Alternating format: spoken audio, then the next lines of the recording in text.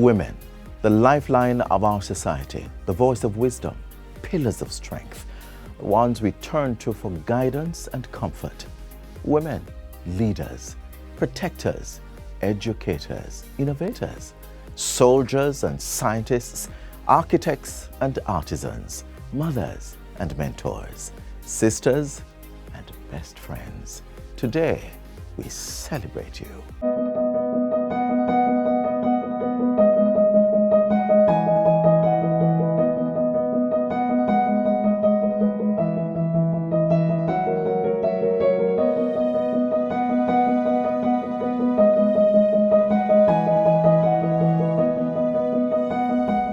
Hello and welcome to another exciting weekend edition of Jamaica Magazine. I am Adrian Atkinson, your host for today's enlightening journey. Thanks for joining us.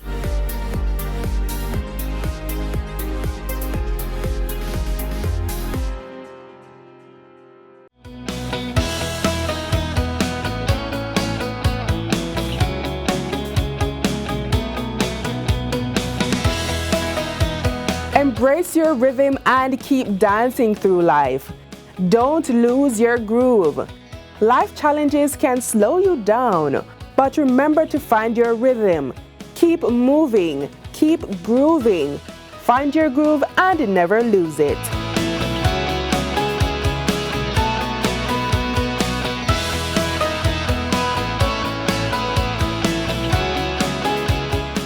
Thanks for staying with us. Breaking barriers and redefining the norm, Mara Harding is making her mark in a traditionally male-dominated field.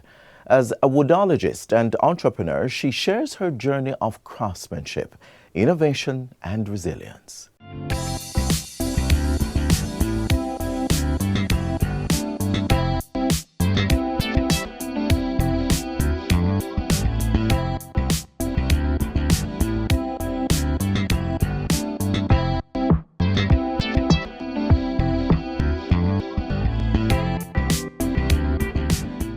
This is Mara Harding, a self-taught woodologist, a term she coined as a result of the profession she now leads, which is... So I get to breathe new life into these trees and convert them into pieces for other people to enjoy instead of it being wasted and dumped or burnt. So I always tell people I don't cut trees to make furniture, I make furniture to rescue trees. Okay, so this is where I pour my resin. This is a teak table, and inset into these areas are going to be glass and resin. This is teak that I took from a construction site, actually up here in Stony Hill. This is tamarind. This is my logo. You see it on a lot of the pieces. This is guango, light fixture. The wife and mother of two walked the corporate line before landing what she now recognizes as her purpose. Having had a successful career in the advertising business, working with big-name clients, she was searching. And didn't have the answers, but I knew I wanted to create. So Mara did what a lot of people would consider unthinkable. She closed her successful ad business to pursue the unknown. So, wrote to all the clients, gave them notice that we were shutting down the agency, and then I took about 4 months and I just journaled. I just went by a river up by Red Light, close to, like if you're on your way up to Greenwich, like Irish Town side. Sit at the river and I would just journal, and just asking like, what am I here? Why am I here? What is my reason for being? Her new hobby gave her more than just solace, it gave her zeal. So Christmas was coming and I started making Christmas decorations just to kind of get my juices flowing. Made them, not one sold.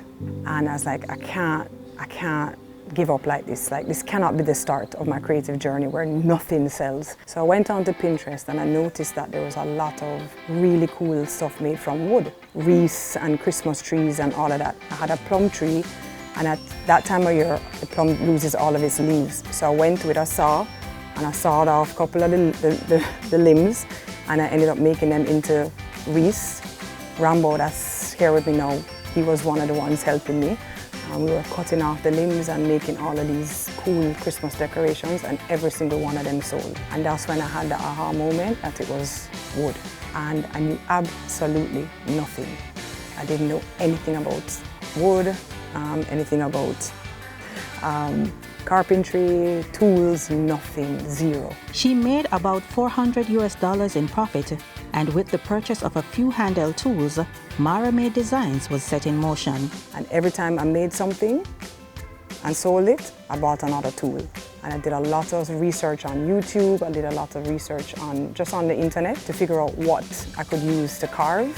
I worked outside on a tarpaulin, and every time it rained, we'd have to run inside with the tools. Looking back now, she realizes that there were some signs along the way that she had ignored. So I'll give you an example. About 6 years prior, a huge, massive privet tree was cut down by JPS across from UE, and past it, and I couldn't sleep that night. And the next day I went, I drove, and I looked at the tree, and it's just I kept getting called back to this tree.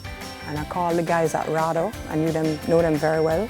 And I said, I needed to help me move this tree. You can bring the saws and come cut it up for me. Admitting that she needs help is nothing arduous for Mara. In fact, she alluded to this several times throughout her interview. Giving much credit to her team of 2 male companions and several other people she hires on contract, she is aware of her limits. Woodwork is undoubtedly a male-dominated area, so we were keen to know how it has been for Mara. Rough. They give me the hardest time. It's had its challenges. There were times where we were doing a lot of installations and I would go on site and the other contractors doing work would ignore me and just go straight to my workmen and be asking my workmen questions, and they're like, you need to ask her. And it's like they just couldn't bring themselves to ask me, right? Wrong, that is, to assume she doesn't have the answers when it comes to this type of work. This is mango, cedar. They're my children. Don't you remember your children's names? They're all my children. I remember I can tell you where every single piece comes from. I can tell you what trees are when they're already cut. I have a hard time telling you what they are when they're standing up in the air, right? I'm more familiar with the grain patterns and I can smell them too, and I can tell you, oh, that's this, that's this, that's this. With almost 9 years since her business started, she has accomplished a lot, with her work being enjoyed by individuals all over the island. Now she's encouraging others to become rescuers of trees. I really need to get with the government, and we need to set up even just a temporary, when you have temporary shelters, we need to set up a temporary field location that when you do have hurricanes, instead of the trucks dumping the wood at the dump, they dump it in specific areas. Then that wood gets cut up and used back to teach at the art academies and the different technical schools, and then that furniture gets put back into the schools. So it's a cycle that we should be encouraging, and I am determined to try and figure out how to get that done, but it does require funding and it does require some effort and some buy-in from the government and the different social entities, but all doable.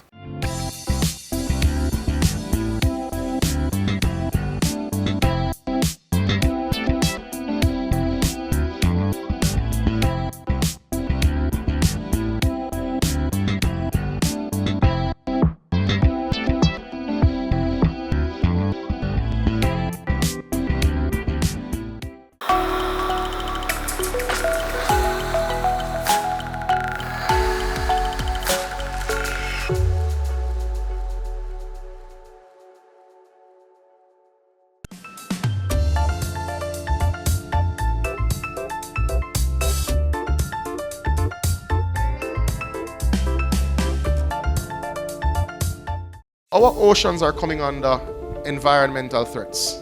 There are 3 major environmental threats. They call it the triple planetary crisis, and there's no area of the world that is immune to these challenges. Challenge 1 is climate change. Challenge 2 is biodiversity loss.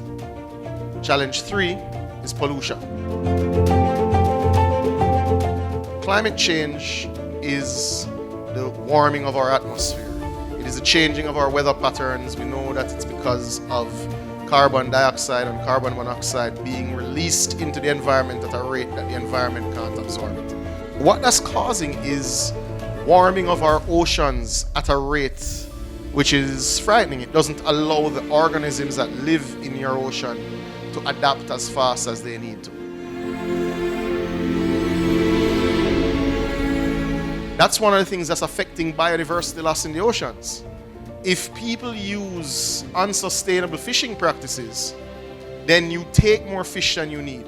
You don't allow the oceans to replenish itself and to be as healthy as it can. So when you have people that use nets that are too small or fish out baby parrotfish, they are committing a crime in some cases, but they're actually harming the ocean that you own a part of. The third issue, which we have the capacity to deal with, is the pollution issue. To generate ocean wealth, we need to have ocean health.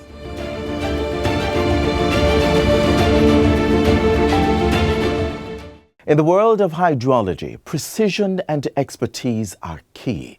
And these two women at the Water Resources Authority are proving that gender is no barrier to success. History and perhaps culture have kept many women a rung lower on the professional ladder and firmly planted in fields once deemed a man's domain. But more women are going beyond the expected and dismantling these stereotypical norms. One of the biggest areas in which they're going beyond the unseen rules guiding gender and professional expectations is hydrology. Hi, I'm Alexia Gray and I'm a woman in hydrology. Hi, my name is Natalie Hutchings and I'm a hydrogeologist at the Water Resources Authority. And yes, I'm a woman.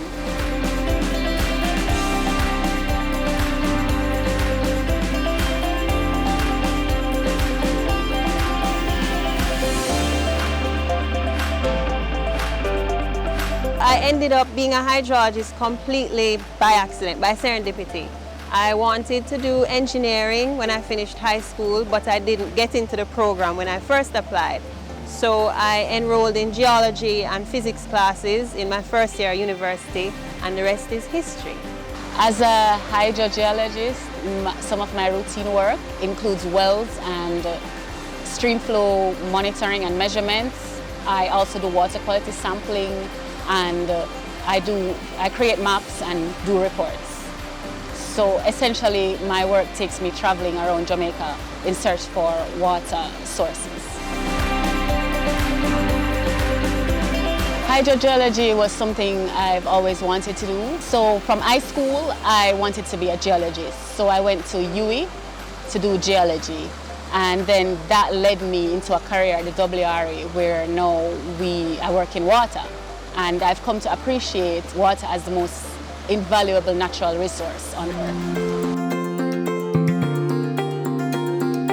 Despite ideas of progress not always matching parity, or the whole narrative of what's a man's or a woman's job, what these women are doing is significantly impacting lives right across the country. The Water Resources Authority has three main roles. We investigate queries about new and existing water sources or resources. We collect data in terms of stream flow and quality, and we also allocate water to users such as the NWC, which is our biggest user, and other entities. In order to allocate water, we would have to have an understanding of how much water is available. So we would do data collection such as flow measurements or well measurement and understand how much water is available to see how much water is in demand, and then we do the calculations. So where there is a deficit, water is usually supplied from areas where there's a surplus to balance things out. For these women, their duties also expand to providing responses in times of drought. The key to drought resiliency is improved capture and storage of water. Jamaica has more than enough water to serve its population. However, our problem is that we do not capture enough of it and we do not have enough storage for the population. So the key is to capture it, reduce leaks, and to build more storage, install tanks, build more dams and other types of reservoirs. They're also testing and assessing the quality of our groundwater while keeping us all in the know. Jamaica's groundwater quality is generally good. It meets the ambient standard, the national ambient standard. Ambient meaning doesn't need any treatment, right?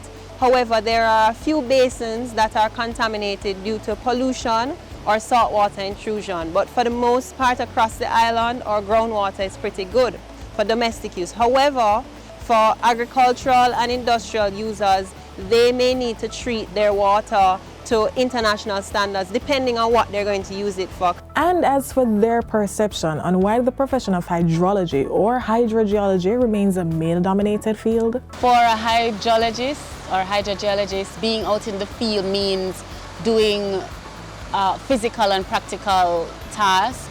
It usually includes long drives out of town, hiking through river valleys, over hills in search for water.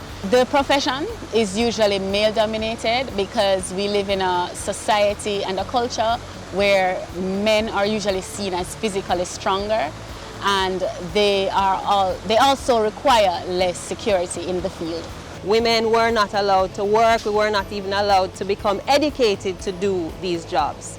So that has been changing with changing attitudes of both men and women. It's improving, but we have a far way to go. And just like these two female hydrologists, many women are stepping into diverse professions, and they're changing the older narrative to craft their own stories.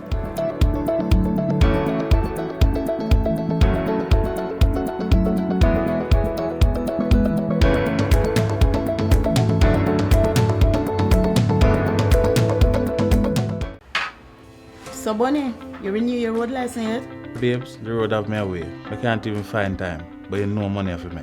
Because see, I shall out them money the back for late fee and record fee when you sit down make your road license expire for you. Well, transport authority so we can apply online. And that me I got to know. Operators of public passenger vehicles and commercial carriers, renew your road license before April 1 and avoid late penalty. A message from the Transport Authority.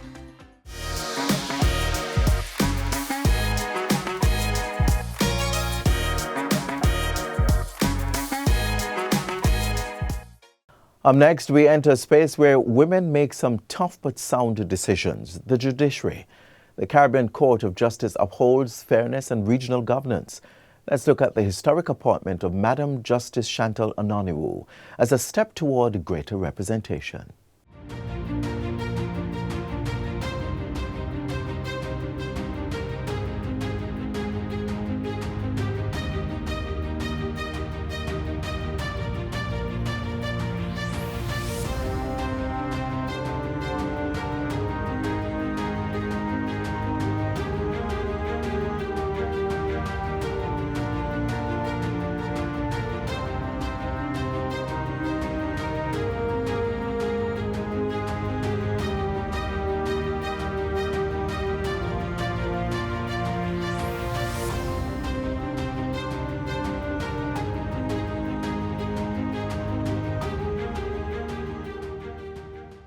Established to serve as both an appellate court and an interpreter of the revised Treaty of Chaguaramas, the Caribbean Court of Justice, CCJ, is at the heart of the region's justice system.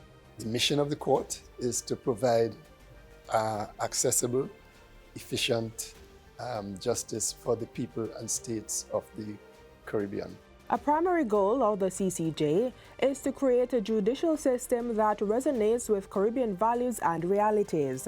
A Caribbean court, and a Caribbean court that has on it some of the best minds, judicial minds in the region, must be more effective at interpreting Caribbean law than a court that is based in London. Still, challenges remain.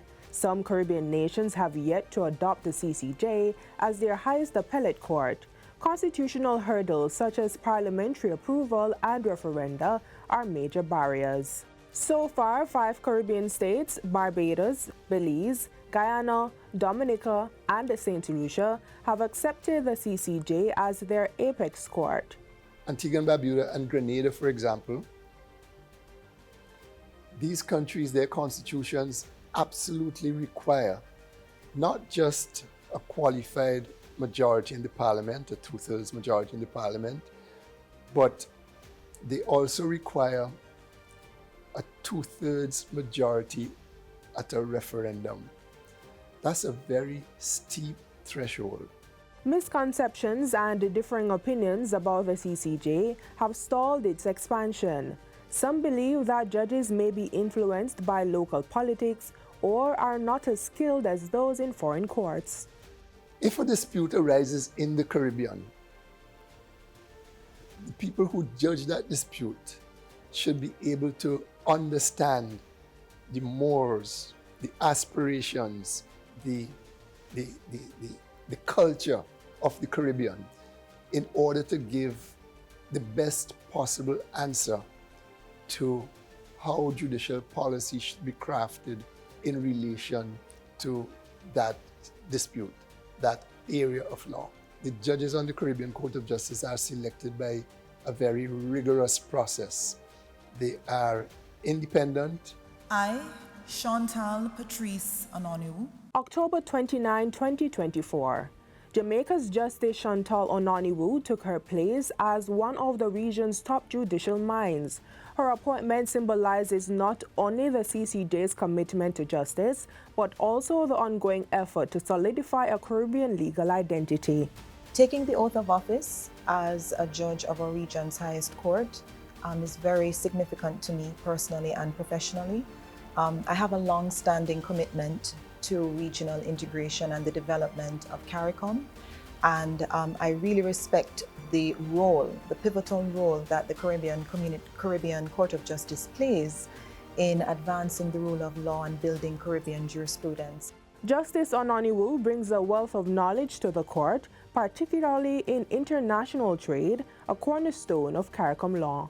Her appointment also brings gender balance to the bench, a significant milestone in Caribbean judicial history. She is the third female judge to sit on the CCJ's bench and the second Jamaican to hold such a post.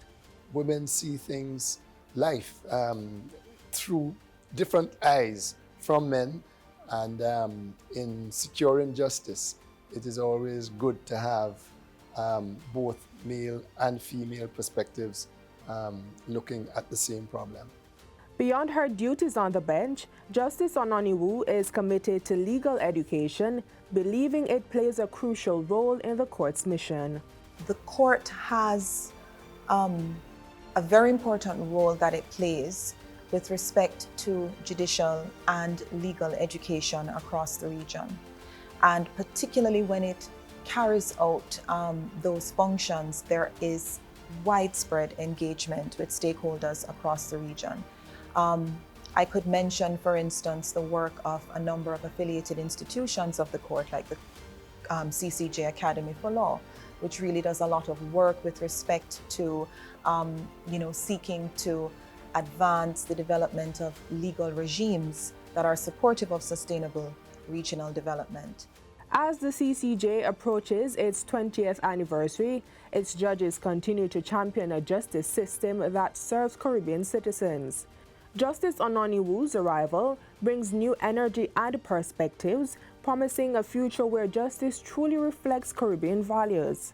My primary goal really is to adjudicate cases fairly, competently, impartially, and with integrity.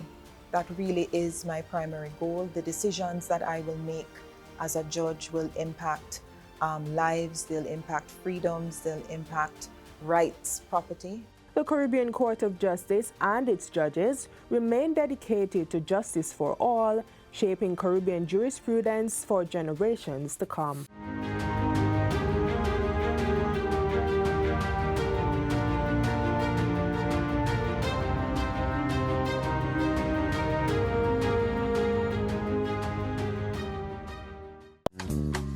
Looking to enhance your professional skills and competencies with training of the highest quality? Then apply today to the Justice Training Institute, JTI. JTI offers certificate courses in computer applications, CSEC Math and English, financial crimes investigation, courtroom protocols and procedures, diplomas in paralegal studies, court reporting, and more. For more information, call 928-4624, visit us at 4 Camp Road, or go to the website jti.edu.jm. The Justice Training Institute, training for improved performance.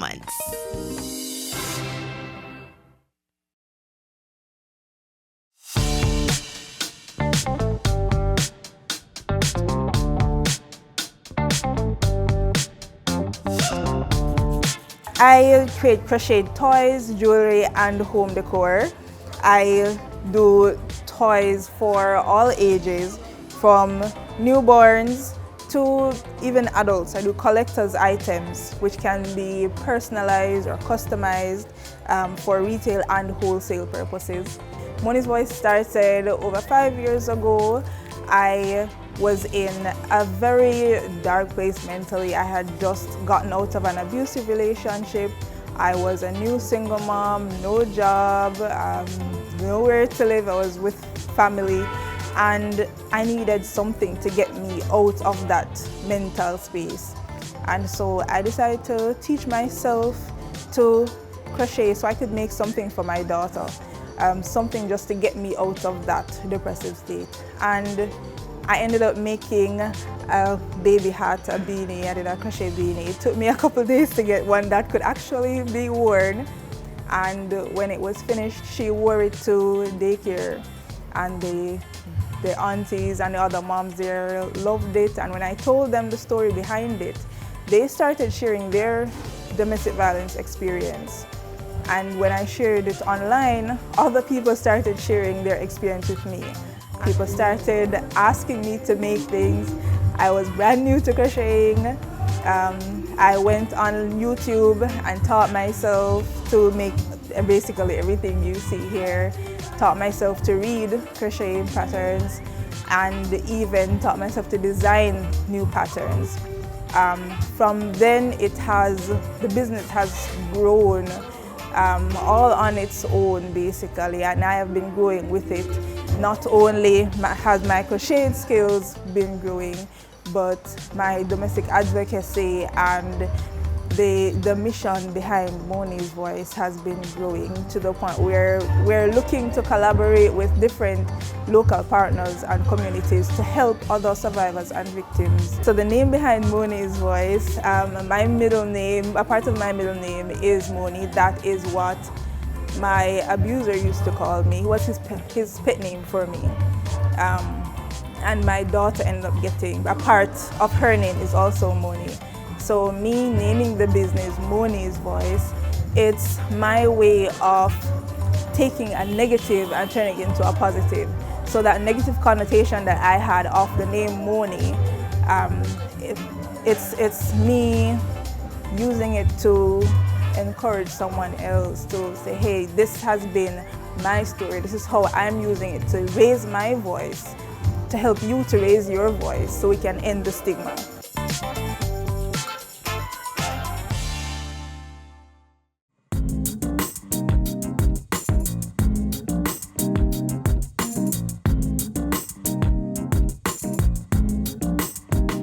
As we conclude today's edition of Jamaica Magazine, we hope you found these features informative and engaging. Stay connected with GIS through our website at gis.gov.jm and on social media. On behalf of the entire production team here at the GIS, happy International Women's Day. I'm Adrian Atkinson, wishing you a fantastic weekend. This has been a production of the Jamaica Information Service, the voice of Jamaica.